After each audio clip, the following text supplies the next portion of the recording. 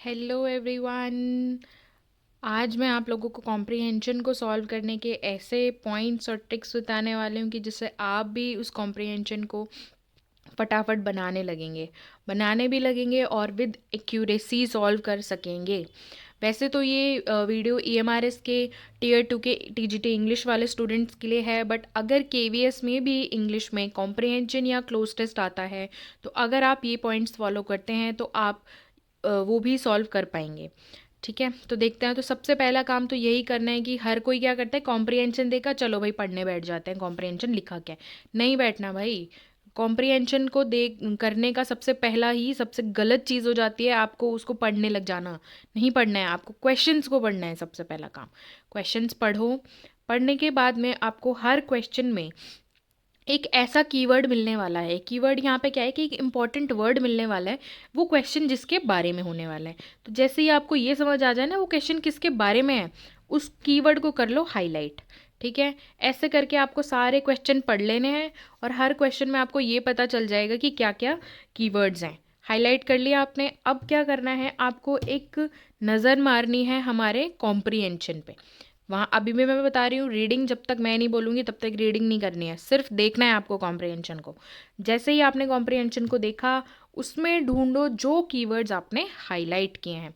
Highlighted keywords को जैसे ही ढूंढोगे और कॉम्प्रिहेंशन में भी हाईलाइट कर दो वहाँ पे।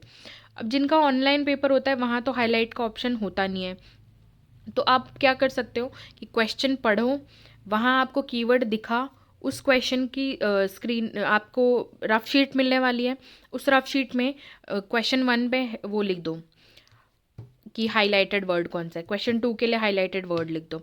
और ऑनलाइन बेस्ड में तो क्या होता है कि काफ़ी सारे क्वेश्चंस डायरेक्ट आप कर सकते हो वहाँ पे। ठीक है, और डायरेक्ट करने का मेरा मतलब क्या है कि अब देखते हैं कि क्वेश्चंस वैसे करते कैसे हैं।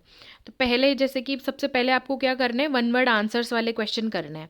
तो मैं इनकी बात कर रही हूँ कि ये आप डायरेक्ट कर सकते हैं। वो कैब वाले क्वेश्चंस जो होते हैं, एंटोनिम्स वाले क्वेश्चंस जो होते हैं, सिनोनिम्स वाले क्वेश्चन होते हैं, वन वर्ड सब्सटीट्यूशन वाले क्वेश्चन होते हैं, या फिर इडिम्स वाले क्वेश्चन होते हैं। अभी उनका ना लिटरली कोई मीनिंग होता नहीं है जो हमारा कॉम्प्रिहेंशन दिया हुआ है उससे। ये बस आपकी नॉलेज चेक करने के लिए दे दिए हुए होते हैं क्वेश्चंस। इनको आपको डायरेक्ट वहीं के वहीं अटेम्प्ट करना है। अभी आप ढूंढने बैठ जाओ कि ये कॉम्प्रिहेंशन, नहीं मिलेंगे कॉम्प्रिहेंशन में ये आपको।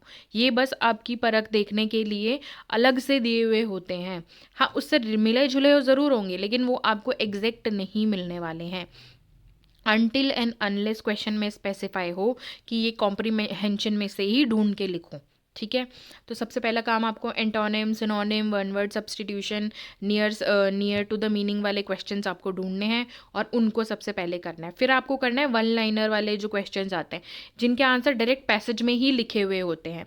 अब जो ऑफलाइन वाले होते हैं वो मार्क कर सकते हो आप लोग। हाईलाइटेड जो कीवर्ड है ना, उस हाईलाइटेड कीवर्ड को आपने कॉम्प्रिहेंशन में भी हाईलाइट किया हुआ है।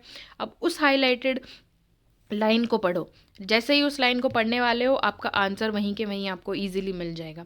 देन यहाँ पे ये हमारे 3 या 4 क्वेश्चन, 3 क्वेश्चंस मान लो। 2 क्वेश्चन हमारे वो कैब के हो गए, एक क्वेश्चन ये हो गया। तो थर्ड क्वेश्चन हमारा ज़्यादातर थीम, टाइटल या पैसेज की टोन कैसी है, कि ये हमें नेगेटिव टोन में लग रहा है, पॉजिटिव टोन में लग रहा है, क्रिटिकल टोन में लग रहा है, या फिर किसी प्रॉब्लम के बारे में बता रहा है, किसी कॉज के बारे में बता रहा है। तो these are you know tones की क्या किस चीज़ के बारे में है। या वो आपसे ये पूछ सकता है कि ये जो कॉम्प्रिहेंशन पूरा लिखा है इसका टाइटल सजेस्ट करो। तो आपको ये ध्यान रखना है, इस थर्ड पॉइंट के लिए, इस क्वेश्चन के लिए आपको पढ़ना पड़ेगा पूरा का पूरा क्या, कॉम्प्रिहेंशन। तो मैं सजेशन ये दूंगी कि इसको लास्ट में करना। ठीक है, फिर फोर्थ हमारा आ जाता है ट्रू फॉल्स वाले क्वेश्चन। अभी ट्रू फॉल्स वाले क्वेश्चन क्या है, थोड़े टाइम वेस्टिंग क्वेश्चन होते हैं। या तो आप ये कर लो कि वहीं के वहीं उनके भी कीवर्ड्स हाईलाइट कर लो। ट्रू फॉल्स में हमेशा 2 या मिनिमम 2 और मैक्सिमम 3 स्टेटमेंट्स तो देगा ही देगा। वहाँ भी करो कीवर्ड्स हाईलाइट और फिर ढूंढो कि सेम कोई लाइन आपको कॉम्प्रिहेंशन में दिख रही है या नहीं दिख रही है। यहाँ पे आपको पढ़ना नहीं है कॉम्प्रिहेंशन को दोबारा, यहाँ पे बस ढूंढो।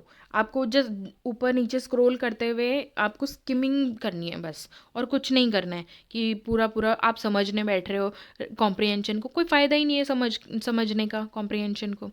ठीक है, और अगर जैसे ये तो हो गया लॉन्ग आरसी की बात, अगर शॉर्ट आरसी आ रहा है छोटा सा आरसी आया है, स्टोरी बेस्ड आरसी आया है। अब स्टोरी बेस्ड आरसी हमें याद हो जाते हैं, ठीक है, तो हम क्या कर सकते हैं, वहाँ पे डायरेक्टली रीड कर सकते हैं।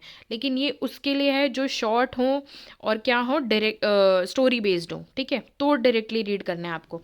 अदरवाइज़ आप डायरेक्टली रीड नहीं करोगे, आप क्या करोगे, पहले पढ़ोगे क्वेश्चन को, फिर पढ़ोगे आप, फिर कीवर्ड्स को मार्क करोगे और फिर उसके बाद गो थ्रू करोगे। रीडिंग अभी भी नहीं लगानी है, स्किमिंग बोलते हैं उस प्रोसेस को, स्किमिंग करोगे।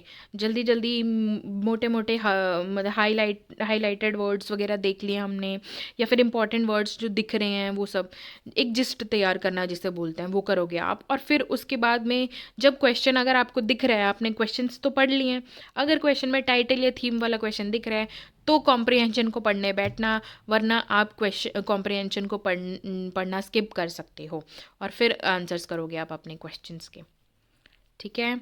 तो आई होप ये ट्रिक्स आप लोगों के लिए वर्क करे।